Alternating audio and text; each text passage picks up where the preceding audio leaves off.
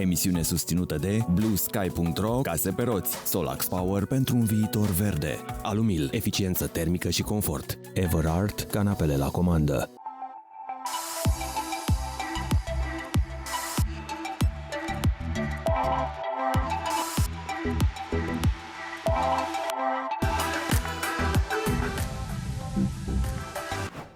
Calitatea mediului construit influențează direct sănătatea și confortul nostru.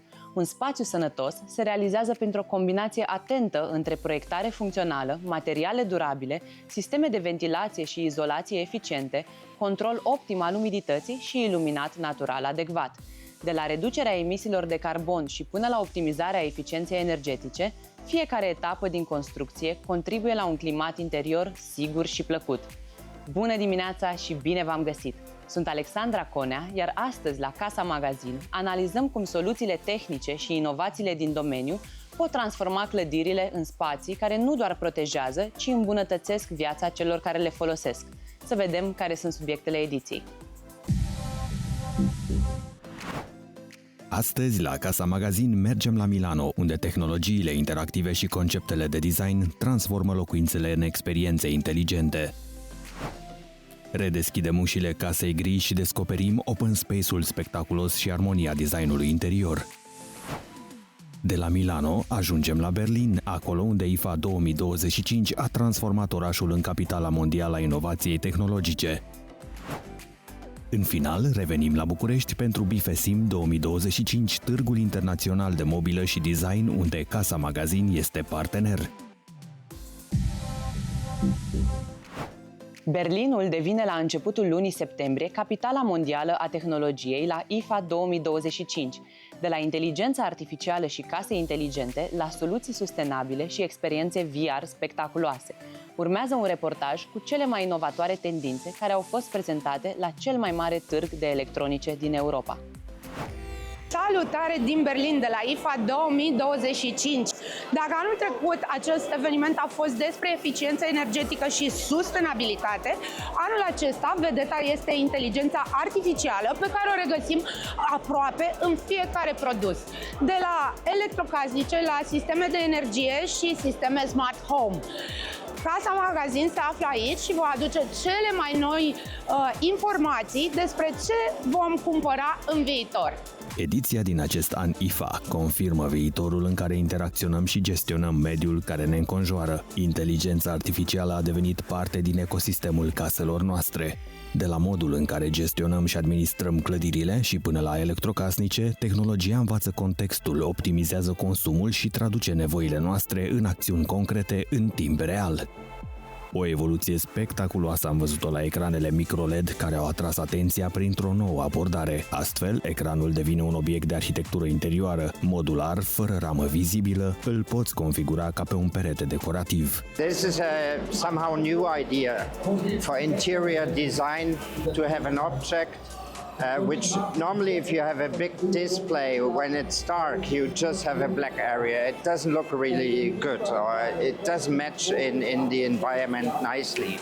O altă premieră a fost lansarea unei platforme de administrare a clădirilor gândită nativ pentru cloud și care se adresează exclusiv afacerilor mici și mijlocii. Ne aflăm în spațiul expozițional al unuia dintre cei mai mari producători de electrocasnice din lume și foarte cunoscut de altfel, care în această ediție la IFA 2025 a lansat o aplicație care se numește Smart Things, dar care este destinată business-urilor. We are here launching SmartThings Pro to the European market.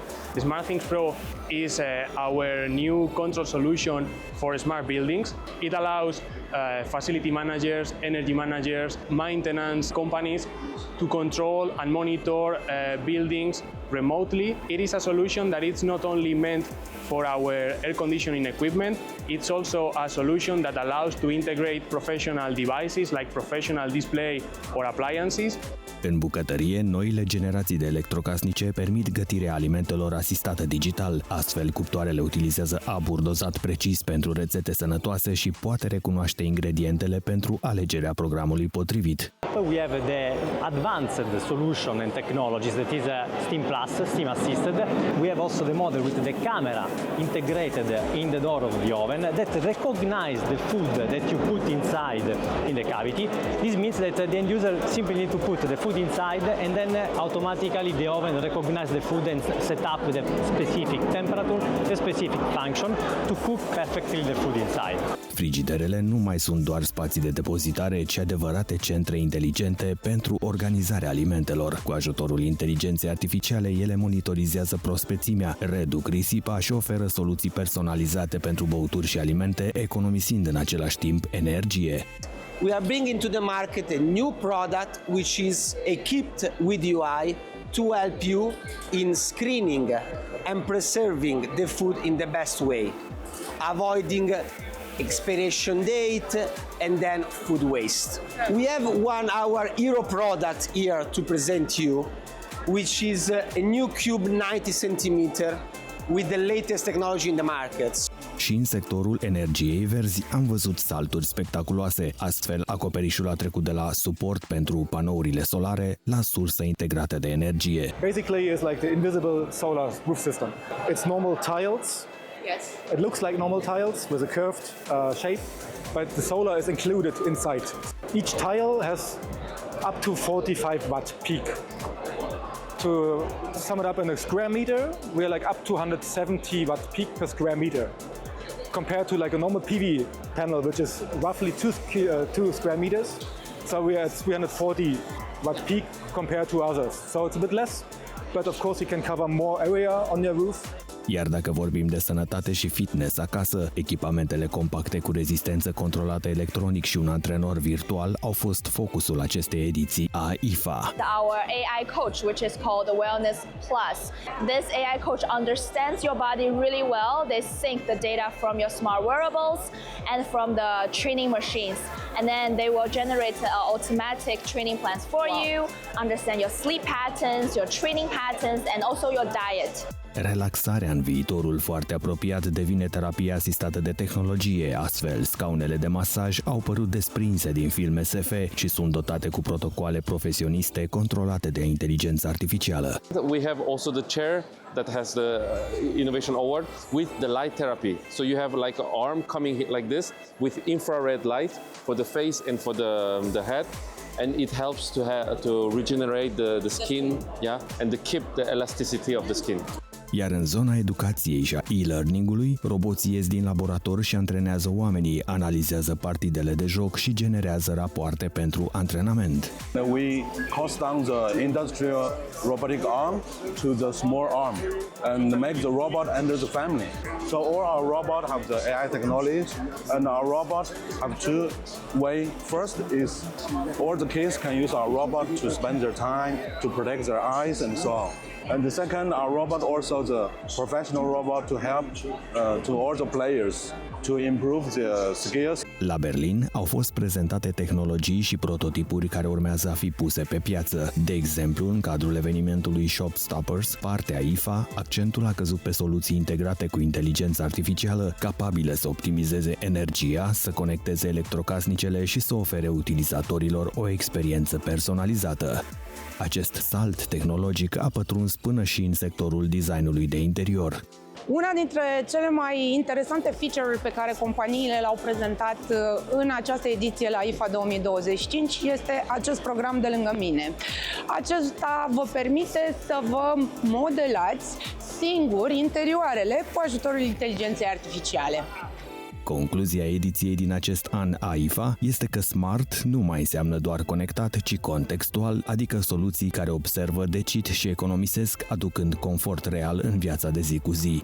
Tehnologia este menită să ne facă viața mai bună și mai confortabilă, iar în spatele meu este un astfel de exemplu. Avem un robot care a primit premiul pentru inovație la IFA 2025. De ce? Pentru că poate urca scările. Toate aceste inovații vor fi prezentate pe larg cu detalii și analize în edițiile viitoare ale emisiunii Casa Magazin. În episodul trecut am descoperit intimitatea primului corp al casei gri și liniștea grădinii din piatră, toate armonizate prin Feng Shui. Astăzi pășim în corpul principal, un open space impresionant, dormitoare spectaculoase și un design care respiră echilibru. Dacă în episoadele trecute v-am prezentat primul corp al casei gri, acolo unde sunt situate apartamentele pentru familia extinsă și zona de lucru, astăzi vă invităm să pătrundem în corpul principal, inima acestei proprietăți, unde betonul aparent, designul glam industrial și principiile Feng Shui dau viață unei experiențe de locuire unice. Zona de intrare în această casă și orientarea casei către sectorul de sud arată că cei ce locuiesc aici se bucură de faimă, de recunoașterea meritelor și este foarte important cum amenajăm o zonă de intrare, mai ales la o astfel de clădire, să fie pe zen, să avem elementele corespunzătoare, cum aici avem plante verzi, fiind un sector de sud, energia de lemn amplifică succesul și reușitele. În Feng Shui, intrarea casei este considerat locul prin care energia vitală pătrunde în interior. Poziția, orientarea și elementele decorative influențează direct prosperitatea și faima celor care locuiesc aici. Printre elementele specifice armonizării sectorului de sud în locuința noastră, avem nevoie de energie de foc, dar și de lemn. De aceea avem aici copacul vieții pe un fundal portocaliu și pentru că steaua 6 a norocului ceresc este în zona de sud în acest an, o armonizăm cu cele 6 monede ale împăratului sau moneda cu dragon. Odată trecuți de prag, spațiul se deschide către un living impresionant, integrat cu diningul și bucătăria. Este un open space de peste 300 de metri pătrați, fluid și generos, unde lumina naturală intră prin suprafețe vitrate ample. În Feng Shui, livingul este considerat inima casei, locul în care energia socială circulă. Betonul aparent oferă stabilitate, șemineul monumental activează elementul foc, iar mobila dispusă simetric creează echilibru și coeziune familială. Ne aflăm în cel de-al doilea corp de clădire al acestui complex, piesa de rezistență, am putea spune. O clădire cu spații generoase, o clădire cu spații ample. Avem același concept de design, vorbim despre un industrial glam, unde predomină cimentul, dar și cărămida. Bucătăria deschisă și bine iluminată activează energia prin abundență și vitalitate. Aici se creează hrană, dar și prosperitate. Conexiunea dintre etaj și parter este asigurată de balustradele din sticlă care mențin transparența vizuală și favorizează circulația energiei. În Feng Shui, fluiditatea dintre niveluri înseamnă comunicare și coeziune în familie, iar scara devine un simbol al ascensiunii și evoluției. Iar la etaj avem 2 dormitoare generoase, accesul se face prin această scară, iar zona de living se bucură de spațialitate și fluiditate asigurată de aceste balustrade din sticlă. La etaj, designul dormitoarelor creează o atmosferă care aduce pace și liniște. În Feng Shui, dormitorul este un spațiu yin, destinat regenerării. Culorile neutre și texturile naturale sunt alese pentru a calma mintea și a întări sănătatea. Simțim aceeași fluiditate și în primul dormitor de la etaj, un spațiu generos, un spațiu amplu, dedicat relaxării și pentru că este în zona de nord-est, desigur avem nevoie de un remediu de protecție a sănătății care se asigură că dormim suficient și eficient, adică avem un somn calitativ și ține la distanță toate energiile cauzatoare de boli.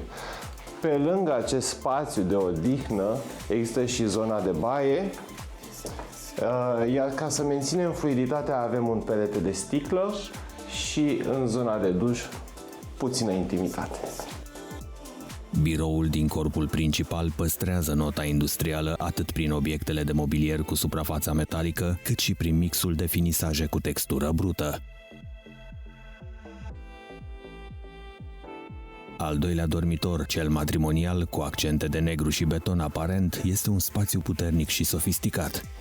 În Feng Shui, aceste alegeri conferă stabilitate și susțin succesul profesional, dar sunt temperate de elemente calde pentru a asigura relaxarea și liniștea. Un dormitoriu matrimonial pe zona de nord arată că cei ce locuiesc în această casă se vor bucura de succes la nivel de carieră. Nu înseamnă neapărat că vor munci mult, ne interesează eficiența, iar pentru aceasta folosim și energizanții sau remediile Feng Shui după caz, însă un astfel de dormitor va asigura clar relaxarea, odihna, liniștea și reușita la nivel de carieră. Dormitorul matrimonial are și o zonă de terasă, foarte frumos amenajată, conform principiilor Feng Shui, dar și acces direct către piscină. Și cel mai frumos aspect al relaxării al acestui complex este zona de piscină și acest frumos pool house pe care vi-l prezint imediat. În Feng Shui, apa este simbolul prosperității și al fluxului neîntrerupt al vieții. Această legătură directă dintre spațiul intim și elementul apă transformă dormitorul într-un refugiu al abundenței și vitalității. Asta e locul unde îți vei petrece verile, pentru că acest pool house este lounge-ul în care chiar vrei să fii. Chiar în fața piscinei, poți să stai aici indiferent de sezon, este super cozy și de-abia aștept să ne uităm în interior. Ultimul corp, Pool House, este spațiul de relaxare și regăsire, un living cald, dining intim și o bucătărie de vacanță, toate gravitând în jurul piscinei.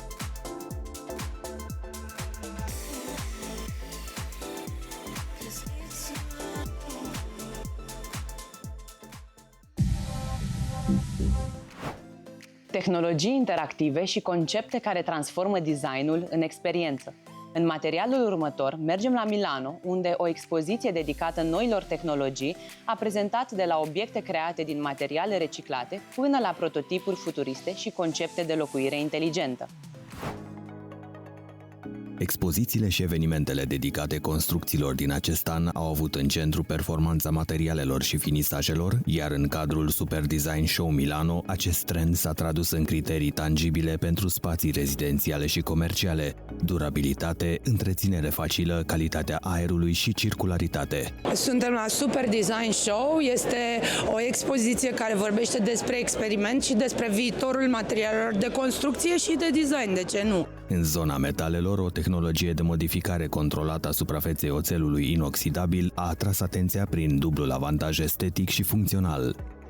Procesul pornește de la texturări mecanice sau chimice prin metode polișat, abraziune S, gravare acidă, peste care se formează un strat extrem de subțire de culoare integrat în material, nu depus ca vopsea.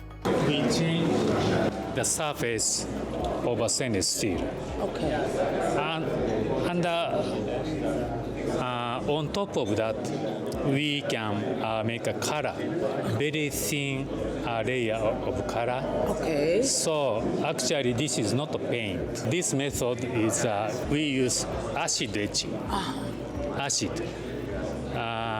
To obtain this effect. Yes, and on top of that, we have a thin titanium layer.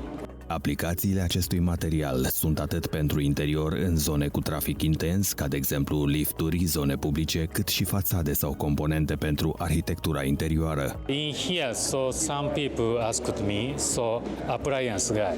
Appliance for yes. Appliance of a car or for automotive interiors.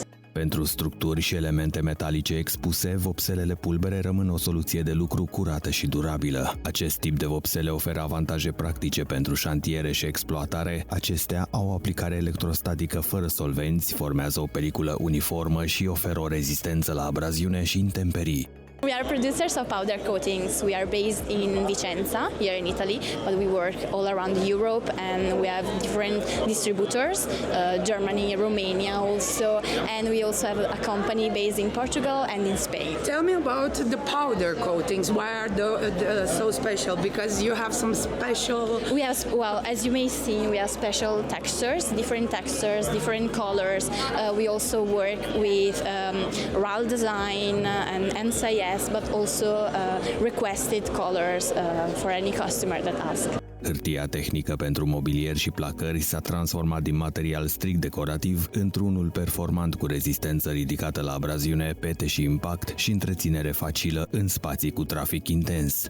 La salubrità dei materiali, la circolarità del prodotto, sì, ma pone anche molta attenzione a quello che è l'utilizzo delle risorse energetiche e quindi, esatto, noi utilizziamo, per esempio lì è rappresentato proprio un biofuel, e in quel caso è un UCO, un Used Cooking Oil, praticamente un olio che viene dalla filiera, diciamo, del food, insomma, ma anche sottoprodotti di origine animali, proprio per produrre energia elettrica e termica.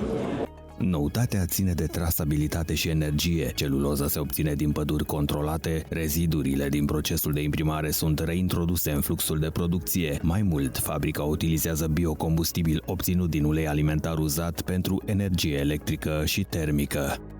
O inovație absolut uimitoare a fost prezentată de o companie din Statele Unite. Aceasta a reușit să recicleze unul dintre cele mai problematice reziduri urbane, nămolul de canalizare. Startup-ul din San Francisco a elaborat o metodă prin care depunerile solide din canalizare sunt transformate într-un fel de material sustenabil și curat. What I have here is a material that's carbon negative. Yeah. It's clean enough to be used in food containers and baby clothing, and it's made from sewage sludge. Toamna începe cu un eveniment major pentru industria mobilei și a designului din România. La Romexpo are loc Bifesim 2025, târgul internațional care aduce în același loc producători, arhitecți și designeri. Casa Magazin este partener și vă prezintă ce aduce nou ediția din acest an. În septembrie, Bucureștiul devine capitala industriei Home & Deco. Între 18 și 21 septembrie la Romexpo se deschide Bifesim 2025, cel mai important târg internațional din România dedicat mobilei, echipamentelor și accesoriilor, unde sunt așteptați peste 100 de expozanți și mii de vizitatori profesioniști.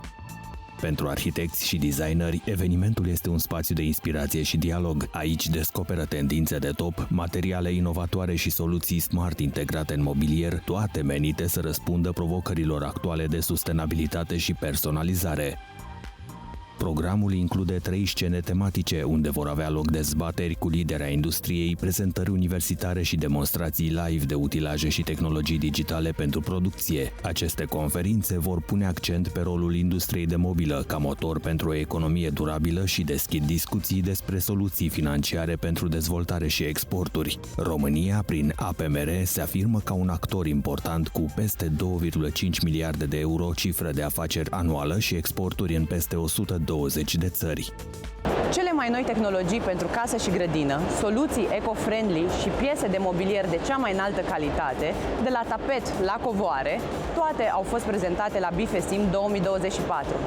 Casa Magazin este partener media al ediției 2025 și va aduce în fața publicului cele mai relevante noutăți, idei și povești din culisele evenimentului. Ediția de astăzi, Casa Magazin, a ajuns la final. Sunt Alexandra Conea și vă mulțumesc că ați fost alături de noi. Subiectele le găsiți pe site-ul casamagazin.ro și pe platformele de social media. Vă dăm întâlnire și sâmbăta viitoare la aceeași oră, iar până atunci să aveți o săptămână plină de inspirație.